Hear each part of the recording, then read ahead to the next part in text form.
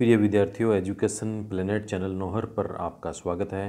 और इस वीडियो में हम कक्षा 6 भूगोल में चैप्टर नंबर 6 पृथ्वी के प्रमुख स्थल रूप, इसके हम पाठ्य पुस्तक के प्रश्नोत्तर इसमें हम करेंगे।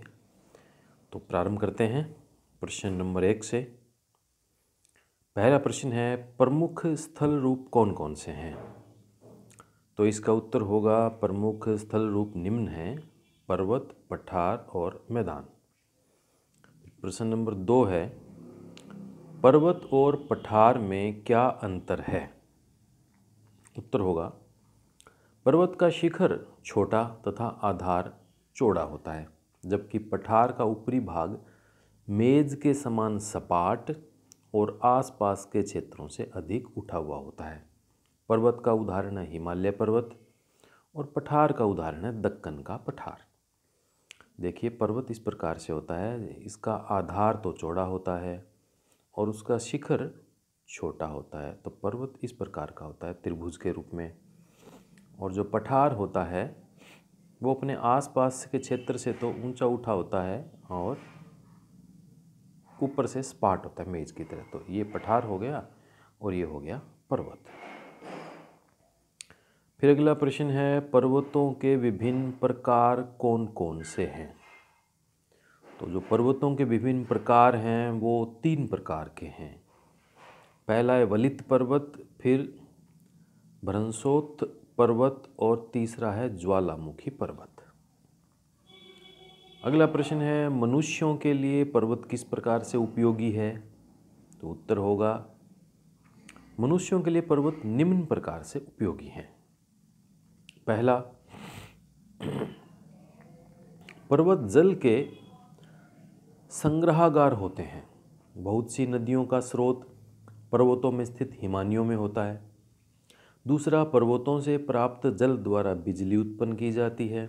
तीसरा, पर्वतों से प्राप्त जल सिंचाई तथा पीने के लिए प्रयोग किया जाता है। और चौथा है, पर्वतों में अलग अलग प्रकार की वनस्पतियाँ और जीव जंतु पाए जाते हैं। और अगला है इसका छठा, पांचवा, पर्वत पर्यटन को बढ़ावा देते हैं। तो इसलिए मनुष्यों के लिए पर्वत निम्न प्रकार से उपयोगी हैं। प्रश्न नंबर 5 है, मैदानों का निर्माण किस प्रकार से होता है? उत्तर है, नदियों और उनकी सहायक नदियों के द्वारा मैदान बने हुए हैं, यानी मैदान बनाए हैं नदियों ने। नदियां पर्वतों के ढालों पर नीचे की ओर बहती है और उन्हें अपर्दित कर देती है, यानी उसके कंकड़ पत्थर उसके कुछ कम करती रहती है, वो उसको घिसती रहती है।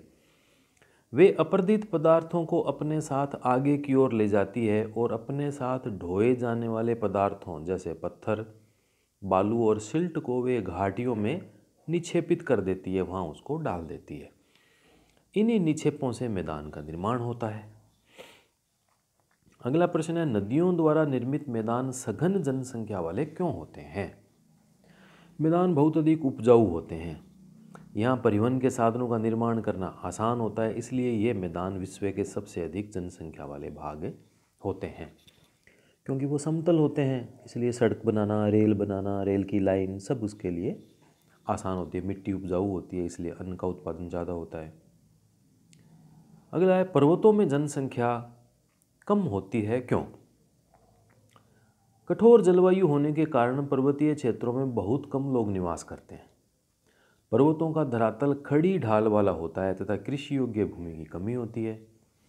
तो जहाँ पे कृषि योग्य भूमि की कमी होती है, काम नहीं होगा, व्यापार नहीं होगा, तो वहाँ लोग कम रहेंगे, इसलिए पर्वतों में जनसंख्या कम होती है।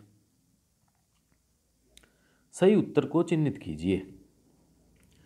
ऑब्जेक्टिव टाइप का प्रश्न है ये। पर्वत पठारों से भिन्न होते हैं, ऊंचाई में, ढाल में या अभिमुखता में। तो ऊंचाई में भिन्न होते हैं। दूसरा है, हिमानी कहाँ पाई जाती है? पर्वत में, मैदान में या पठार में? तो उत्तर होगा, पर्वतों में हिमानी पाई जाती है। दक्कन का पठार कहाँ स्थित है? केन्या में, ऑस्ट्रेलिया में, भारत में? तो सही उत्तर है, भारत में स्थित है। फिर अगला है, यांगत्से नदी कहाँ बहती है? दक्षिण अमेरिका में, ऑस्ट्रेलिया में या चीन में? तो सही उत्तर चीन है, चीन में बहती है।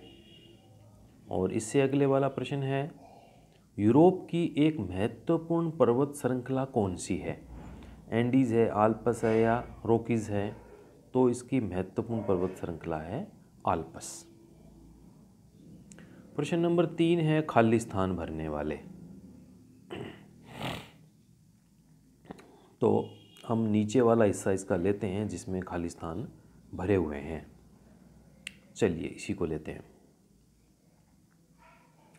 पहला है, समतल भूमि वाले विस्तृत क्षेत्र को मैदान कहते हैं। ये जो बोल्ड अक्षरों में वो खाली स्थान में भरने वाले शब्द हैं।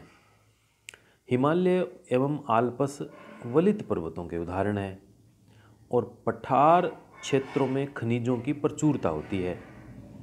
और अगला है, श्रृंखला पर्वतों का एक क्रम है और मैदानी क्षेत्र कृषि के लिए सबसे अधिक उपयुक्त क्षेत्र होते हैं।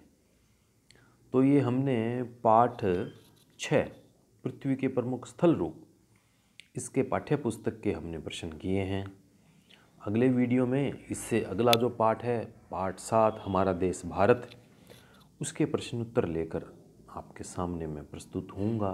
तब तक आप इस पाठ के प्रश्न उत्तर आप कीजिए।